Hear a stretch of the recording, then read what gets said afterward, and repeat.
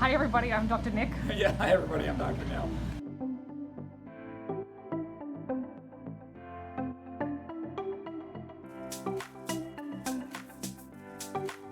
Hi everybody, let's talk new construction roofs for a second.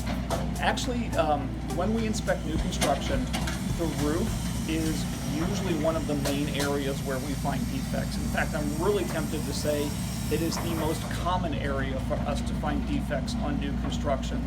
And we definitely have some of that going on here. If you pan over this roof, it actually looks really good from the ground, but when you get up close to it, it becomes really apparent really quick, especially like on this porch area, that people have been walking up and down this roof during the entire construction process. So there is a ton of wear and tear on the roof here and in the valleys up here where people have been walking up and down the roof to do siding work and flashing work and that kind of stuff. This roof is starting to do what's called fish mouthing, and what that means is it was installed when it was cold outside.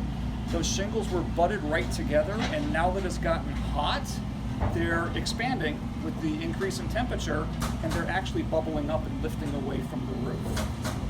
So we've got fish mouths forming in the shingles where individual tabs are lifting up, and actually when you get up close to it, there's entire areas that are lifted. So they're almost like bubbled or blistered, and you can push down on them, and the shingles aren't actually making contact with the roof sheathing. So the entire roof is kind of swelling up and bubbling or blistering in spots.